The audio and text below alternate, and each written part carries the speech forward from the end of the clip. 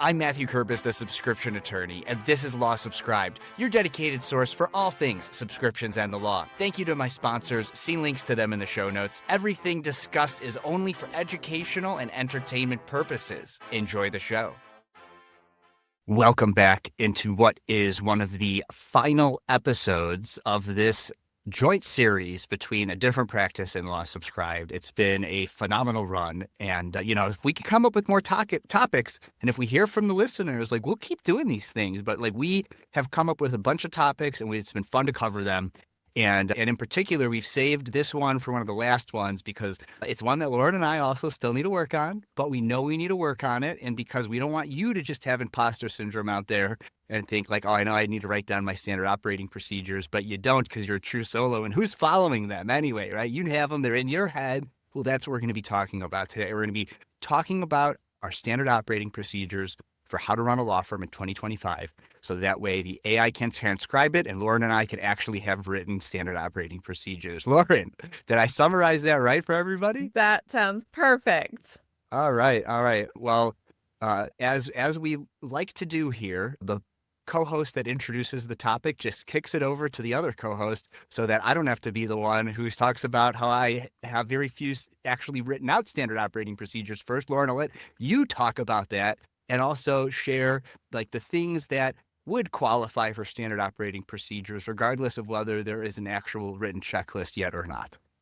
Man, maybe I should have fought more to do the intro so I didn't have to talk first. So I feel slightly embarrassed to be here, but I think that this shows that nobody is perfect and none of us have this all figured out absolutely. It'll be 10 years this year and I have never written down how I do anything because it's just me and I know how I do everything and it changes, quite frankly, pretty frequently. So part of me also thinks not only is it going to be so much work to get it down in the first place, but then I'm just going to be constantly tweaking it because I'm constantly tweaking everything. So it is a task that feels very daunting, but I know that it is important, especially if eventually one day I would want to hand this over to someone else. I don't know if it's in my future to have staff or associates, but if that is in your future, this is definitely something you'll want to invest in now because it makes that transition process much easier. And it also makes it much easier to identify what those folks are going to do. I think a lot of solos often feel overwhelmed. They know that they need help, but if you ask them, well, if you hired someone tomorrow, what are they going to do? They're like, well, I don't know. I just need help, right? It's just the overload, the workload is too much. So really sitting down and thinking about all of the things that you do and standardizing those procedures, it makes it a lot easier to go, oh, of these 20 things, I could give 10 of these to a VA or a assistant or have an associate be able to also do, which may generate more revenue. So I know the goodness of them. I know that they are important. I know in the long term, they are good, but I embarrassingly have zero written down. I have a lot of templates. I have the system in my head. I know exactly how I do everything. It really is just taking the time to put it down. And Matthew, I'm curious if you have come across, because I've been stockpiling a couple of softwares in addition to just talking about what we do and being able to have AI transcribe that for us. I think there are new softwares coming out because every business runs into this issue that makes it easier to write the operating procedure down, actually put the steps in place. And particularly if you use a lot of tech like we do, I always think oh my God, then I have to do all screenshots. And then what if I have client information, right? So then the task just becomes overwhelming. But I think that there are some softwares out there. I think I saw, was it Scribe recently? Hopefully I'm not getting that wrong. It sort of records your screen and it records the steps and then puts screenshots and writes the steps down for you. So there really is no excuse other than I just don't want to do it right now to actually put this in place. But I think it's made it so much easier than maybe it would have even been 5 years ago. So that's my therapy and my confession for the day. Bad solo over here. I mean, we're in this long enough now. If we haven't already disclosed it, Lauren and I record several of these episodes in a row, and we do batching for recording and editing. And so that's not your first therapy session today, Lauren. We're gonna have tease for a couple episodes from now, you're going to also have another therapy session. It's a different kind of therapy. So yeah, look, I have some things written down, but not in the like by definition standard operating procedure, like what you're supposed to do, right? And part of that is, I can get away just like you with not having to write everything down, because what if I want to change something, or what if I want to do something different? It's just me after all, right? And I can tell all the listeners that I am now just using, whether it's like in like an actual chat with a potential client, a follow-up one-on-one, an existing client, they'll probably be using Paxton instead of that. Even right now for this interview, or for this co-hosting joint series live, I'm using Perplexity AI. And so guess what, Lauren? Yes, Scribe. That was actually the #1 suggested tool according to Perplexity. So first Nice.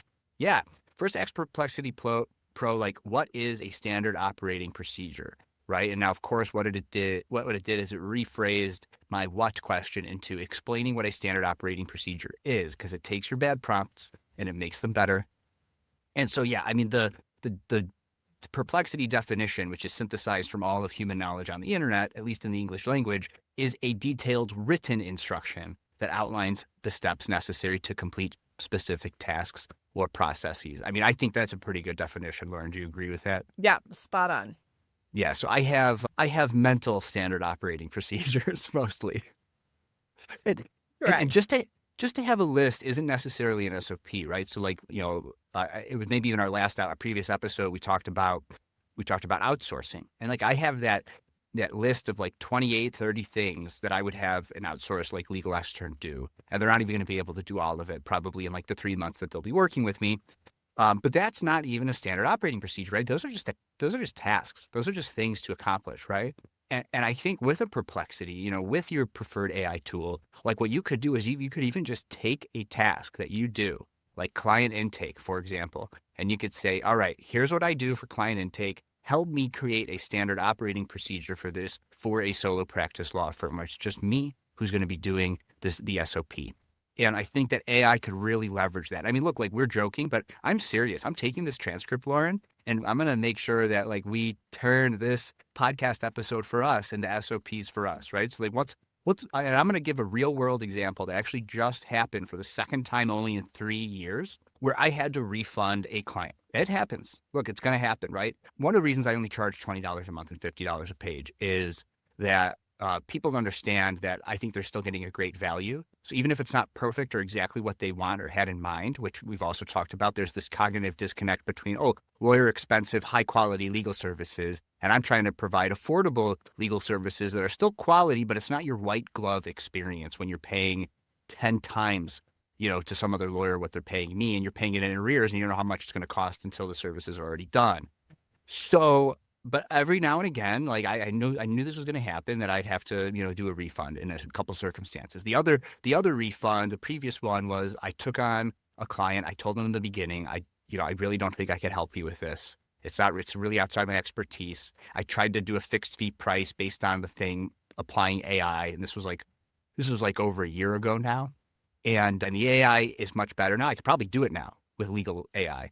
But anyway, at the time, it was a different jurisdiction, though my client was in Illinois. It was about a subject matter that I'm not super familiar with in like the really deep startup founder space. And I recommended some other lawyers, but he really wanted to use me. And I was like, okay, whatever, fine. And then I didn't do a good job. It took a long time, and I wasn't really able to get what I felt was a quality answer. And so he asked for a refund. And so those are the two instances. Just a client who like didn't like the service because they were expecting something different. And then somebody who I tried to say no to ended up saying yes anyway. And my initial instincts were right. I ended up doing work and giving a refund anyway. And this wasn't like we're talking about, like the most recent one was less than $100 and the previous one was like $500. So this isn't going to break the bank for my law firm to do these refunds. One of the benefits of not charging a lot of money for still, faster but high quality, than before you could give within the AI world legal services.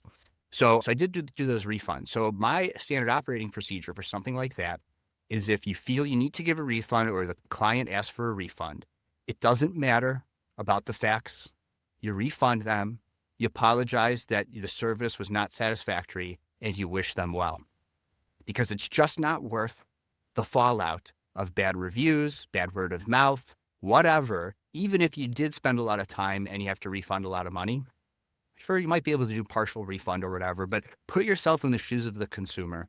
I've asked for full refunds a handful of times throughout my life in getting services or products or whatever. And I'd rather I will forget about it as long as I get my money back. And so that's just been the approach that I've taken. Give the full refund, apologize they weren't satisfied, and wish them well. 3-step standard operating procedure for having to refund a client. So that's one that I just had to do for the second time in 3 years. Check, done. Yep. And now that is and now that I've done it more than once, I have a standard operating procedure for it. And that could also be a good thing. If you have to do something more than once, make it a standard operating procedure. So I have a question for you, Matthew. As you were saying that, I'm curious, and just for your thoughts here, but a lot of what we do is automated. So I'm trying to think like, okay, when I have a new client come on board, there are 4 or 5 steps that I have to do. They get converted automatically in my CRM, but I need to like set their folders up in Dropbox. I make sure that I have my Google filter on so that all of their emails go into their folder, right? A couple of things that I can't quite automate yet, but most of it is automated. Like it just happens automatically. And so what is your take on, is that included in an SOP? This is what the automation is doing, A, B, C, and D, and then this is what manually we have to do? Or do we not include, is an SOP in your eyes only for sort of manual work? Does that make sense? Yeah, I think it's a great question. And I think it's probably something that the listeners are going to be asking too. I think a good reason to come up with standard operating procedures for your law firm is so that you can automate as much of them as possible. And so I don't think just because now they've been automated, they're not an SOP. No, on the contrary, especially in today's world, if you could just come in with an automation, that's automating a standard operating procedure, right? It's like everything Gavel helps you do is kind of just like automating a standard operating procedure in a way for a law firm, whether that's the delivery, like productizing your legal service requires understanding what you do for that service, which requires creating an SOP for that particular service, right? So sure, like to an extent, if somebody comes in to even though I don't advertise this, I just think it's a great example of one of the things, since I don't advertise it because I make okay money, but not a lot of money on my simple estate plans, which I've talked about before. Somebody asked me, oh, could you help me with estate? Yes, I can. And what do? I share the link with them that is the Google form where I'm capturing information that's a lead gen tool. So it's not necessarily connected to the automation, though I can connect it to the automation. It's a lead gen opportunity that collects all the information I need for the automation, right? So even if I ultimately have to, connect that, and in the beginning I was just copying and pasting, their responses into the automation for the simple estate plan, like that's an SOP in a way, right? Share the link with them, collect the information, set it into the automation. It creates the documents. Double check the documents that the automations happen correctly, send it to the client for review, make minor changes with the client. Actually, the moment they decide to hire me and pay for the thing, invoice them first, right? So then they become a subscriber, invoice them for the simple estate plan first, then do all the work. This is why it's important for us to talk about these, because this isn't actually written down for me, Lauren, right? And then same thing with prenup, same thing with real estate transactions, except the debt payment comes at the closing, just due to the nature of how they happen here in Illinois.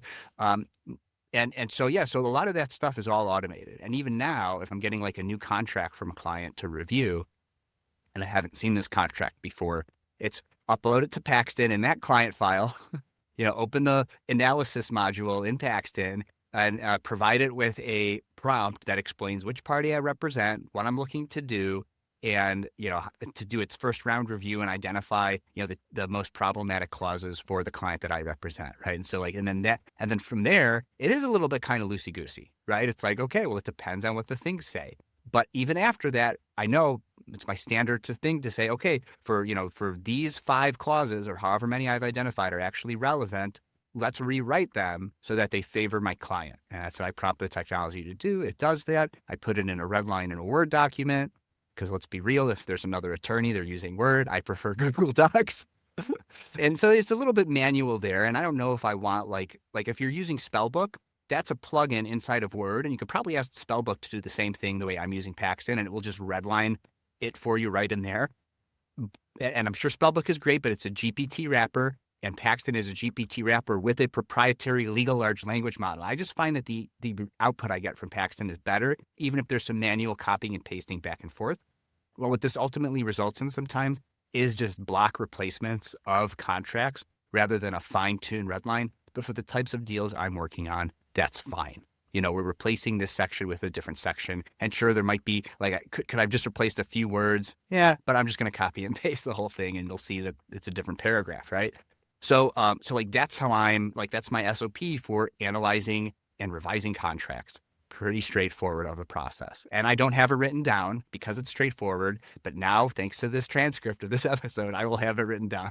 Let me tell you about the brand new sponsor for Law Subscribed, Paxton. I've been using Paxton as my legal AI tool for over 2 years. I continue to evaluate and demo other legal AI tools in the market and still decide to stick with Paxton because of its reliability, its accuracy, its ease of use, affordability, and they do not lock you into a long-term contract. Now, as a transactional and fractional general counsel attorney, I'm using Paxton for all of my substantive and non-substantive legal work, whether that's legal research, analysis, drafting, or enhancing existing legal work product. In the time it used to take me to draft and analyze legal documents, now, after a little bit of back and forth with Paxton, I have something ready to go in minutes that used to take hours or even days. While I'm no longer a litigator, I could see how valuable Paxton would be when researching a new issue, preparing for a deposition, drafting a motion, or going to trial. So if your firm would benefit from using Paxton as your legal AI tool, then make sure to use the link in the description when signing up to let Paxton know I sent you. That's all about our new sponsor. Now back to the show. I think that's such a good point. And I was thinking too, as much as we automate, and writing everything down is going to help us identify probably what we could automate more potentially. But I still think there's a lot of value in putting down the entire process step by step, and maybe even noting what the automation or the AI is doing or how we are using it currently, because we talked before about reviewing our expenses and consolidating, or see if there's something new and improved out there that could do 2 things versus 1 thing, that does whatever. 2 softwares that can do the same thing. Y'all know what I'm talking about. So I think even saying, this is what I'm having Paxton do, or for me, right? The client is going in for estate planning and putting in their information. I use Gavel. Gavel is then plugging that into the templates I have created where the information is appropriate. And so if down the road there's a new, better feature to Gavel or a new, better software, I can go, okay, I need the new software to do X, Y, and Z because that's what Gavel was doing. And I don't want to take 2 steps backwards. So even when it's not us really doing those steps or putting in that work, having a description of what the AI or automation is doing can still be super helpful to have that down for future changes. Yeah, and going back to earlier episodes, right, Lauren? Like you check twice a month in Wave accounting to categorize. I used to do it 4 times, and after hearing that you only do it twice, I'm like, yeah, why am I doing it every week? This is ridiculous. Now I have a calendar reminder in my calendar twice a month, to go in and categorize, and that's an SOP. It's just a calendar. It's a recurring calendar reminder, and that could be a way to write down your SOPs and actually fulfill them for the business ops part of running a law firm in 2025. Put a recurring event in your calendar, and boom, that's an SOP. And maybe even in the description, have the links and everything right there in the calendar reminder, so you don't have to go anywhere to do it. Yeah, super helpful. And if you're like me and have any sort of task manager and have built-in templates into your task manager, I think a lot of the elements of a standard operating procedure we probably have if we have built a somewhat efficient firm where we're not trying to reinvent the wheel every single time. So for me, for every new case that gets signed up, I go into my task manager, and if it's an estate plan, I go to my estate planning template. It has the 25 things I need to do, from send them the questionnaire, draft it, have they gotten back to me with change? I mean, every little thing. That's a great place for me to start. And so if listeners have that in their firms already, right, I have most of the steps down. It's really just going in and fleshing out, okay, when it pops up on my to-do list to draft the initial documents, what then am I doing? Where is Gavel plugged into that? And just fleshing it out. But we may have a lot of the elements already because hopefully we're all being super efficient. That's how we're going to make profits even higher. So really just using those instead of thinking about like, God, I have to start this from scratch. I'm staring at a blank piece of paper. Where do I even begin? I do a million things every day. Take little bite size and use what you've got and just build off of it.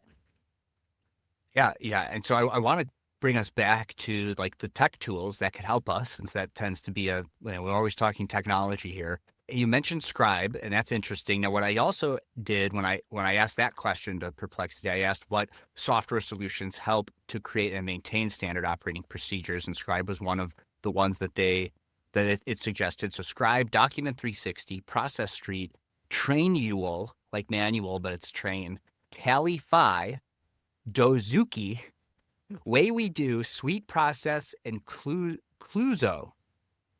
So anyway, there you go. No warranty or representation that any of these tools are actually any good. But next what I did is I asked for law firms in particular, solo law firms, what technology which of these tools or other ones you didn't mention would be useful for them. And it named Sweet Process again. And it says it's user-friendly, robust functionality, easy, and affordable, which makes it ideal for solo law firm attorneys, right? To stick with the theme there. Process Street was another one. Trello and Asana, which I've heard of both of those. And I've tried to use Trello and I've tried to use Asana. And at least for me, it didn't work. Trello, if you're familiar with Kanban boards and like using sticky notes and like moving them from one category to the next, it's sort of like a technology version of Kanban boards and sticky notes and moving them into different categories. So I could see how that, like sort of just by the nature of like using Kanban boards, you kind of have to have your SOPs, your things of what you want to do. And interestingly, at the time of recording, I've heard that Trello is doing a major pivot into solopreneurs. And so I just re-downloaded the app, even though I haven't used it since I think even before I started my law firm over 3 years ago. And I am going to start experimenting with it again and see, because if they're also going and looking at that market, they should have an affordable price for the premium features. So yeah. And I know lawyers that use Asana, and I've had them on Law Subscribed. So if you're already using that, yeah, look, like you said, Lauren, look at the tech tools you're already using. Are you using ClickUp? Are you using Clio? Because also Clio and Practice Panther came up on this report too as legal practice management software tools that allow you to create SOPs. I don't know. I haven't used them. You're a former Clio user, Lauren. Did you see anything like that back when you were a user? No. So I'm you said that. I'm curious now how that would work. Maybe that's something they added recently. Mm-hmm. I think of them, and maybe this is a fallacy on my part, ultimately as a document with steps, like client onboarding, step 1, right? Send invoice, step 2, whatever your steps are. So I'm curious how even something like Trello would work, but I think this is something, again, every business has to deal with. So it's interesting to see that there's all of these different permutations, and you just got to find what works for you. Yep. And look, if you ever record a podcast episode, dear listeners, and you don't actually do the thing that you're talking about, just use Perplexity AI to come up with a bunch of stuff for you to talk about. Quick tip there. We're all always learning constantly. How do I do this? Well, how can I do this better? Yeah. So yeah, I'm trying to think if there's any other, those are sort of my key. It's onboarding clients, which is mostly automated for me through SweetDash and Stripe integrated. And coming up with how I and even I iterate on those, right? I used to ask, and there was some friction there. I intended friction, but not the right kind of friction. Where one of the questions was, are you living or transacting in Illinois, on the form? And I added an option for no, and I put in parentheses, if you just clicked no, don't finish this form. But I'd have people finish the form, and so I realized, oh my God, I'm just going to take that off. And you either, and then the only options are, yes, I live in Illinois, I have a deal in Illinois, and I changed transactions to deals because less is more. People think I got to get this deal done. Transactions very jargony, and I put in parentheses, if both apply, pick either one, in the prompt, right? Because I want it to be a required question that they answer, because I can't help you if you're not in Illinois or your transaction is not in Illinois. So it's a crucial thing. And also it was kind of confusing. That I let them pick no and complete the form, but I said it and forgot it. And then but somebody asked me about it and I was like, oh yeah, I haven't even thought about that in a long time. I'm going to go update that. I was able to update it across all my, intake, Sweet Dash does, for all the things I don't love about it, it's still a 7 out of 10 for me. Like, it made it really easy for me to go and fix it and update it across all the automations for the intake that I have. So I had to change that recently. So yeah, intake, when I get like a file from a client, what do I like, or an assignment or a project from a client, what I do with it. And that, like, those are the big ones, right? And then the other things are just putting everything on your calendar, like, to the extent that you can. Like, that's what I do, right? So like, a lot of my, I guess, standard operating procedures are go into Calendly and leverage all of the buffering and types of automations for scheduling stuff, right? And the follow-ups and automated reminders and all that stuff. So that's just another example of, inside of these software tools we use, set up the automations that allow you to do the things in the order that you want them to be done if you could automate it. And I think AI agents soon are going to revolutionize this automating your SOP space. So now is the time to write down or use AI to help create your standard operating procedures, because AI agents are coming and they could just run with them if you have that stuff written out. Yeah, that's really smart. I think thinking through the main areas of your practice. So, even going back to marketing, if you're doing your own marketing, right? What does that look like? What is the consistency of it? What are your objectives? Having all of that down on paper, thinking about your sales process, like you said, Matthew, right? Sort of that sales and onboarding. When somebody calls, what does the consultation look like? How do they pay you, et cetera? The delivery of services is going to be a big chunk of an SOP.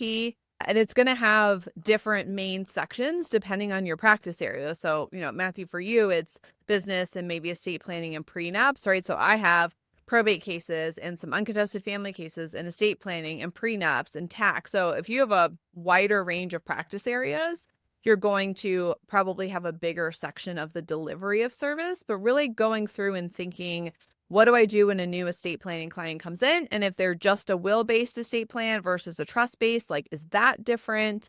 I think this is a place too. I don't know if we've talked about it, but now is as good a time as any. That process mapping really helps. So if you're like, I don't know what I do, like, it's just whatever's in front of me, I deal with it. I think I kind of do the same thing every time naturally, but I'm not entirely sure.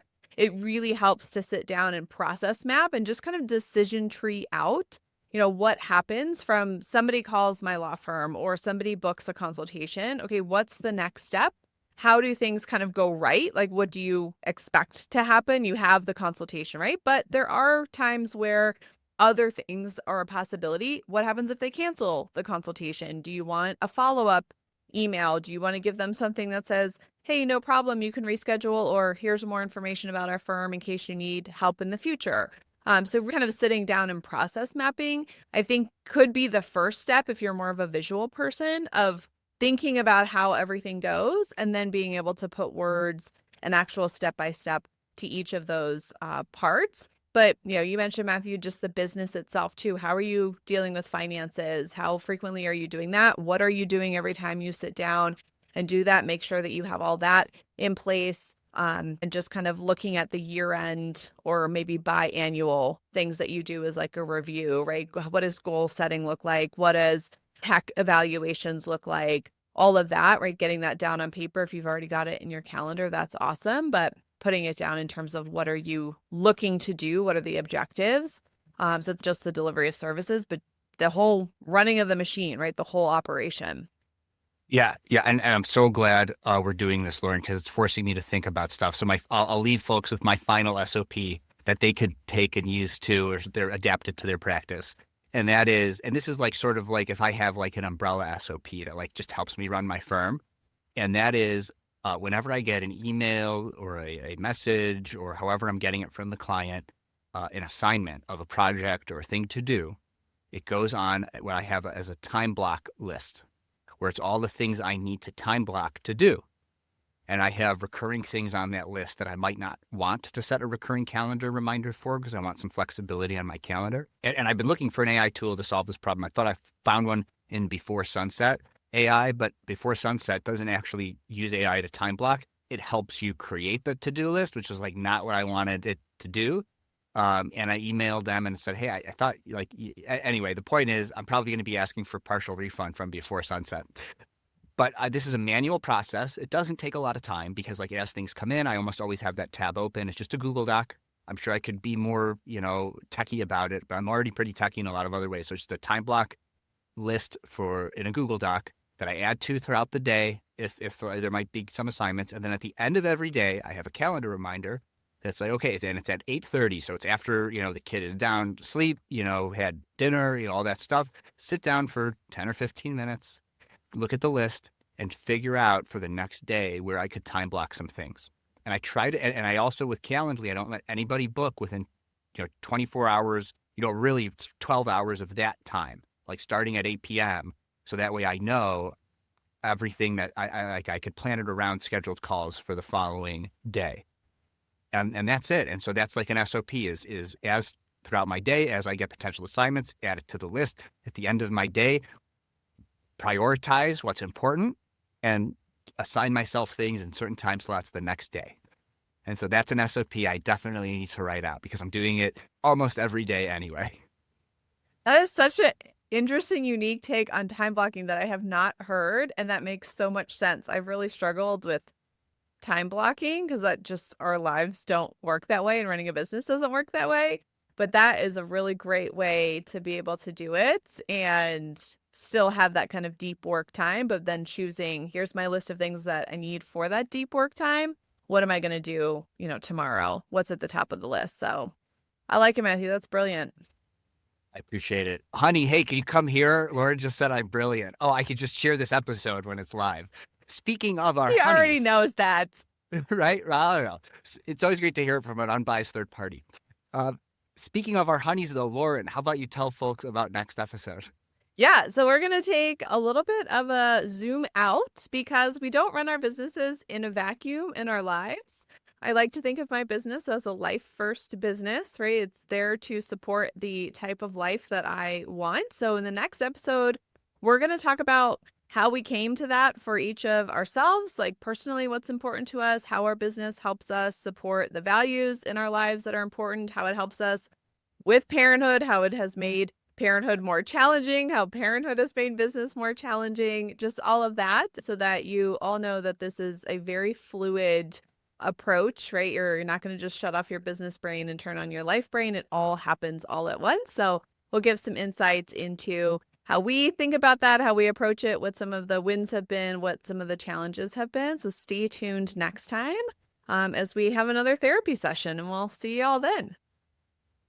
And that's a wrap. Thanks for tuning in. Make someone's day by sharing this episode with them. The best way to get in touch is to follow and message me on LinkedIn. To get extra content, subscribe to the newsletter at www.lawsubscribe.com, where you can also become a paid subscriber to get episodes and content early. Until next time, this is Mathew Kerbis with Law Subscribed.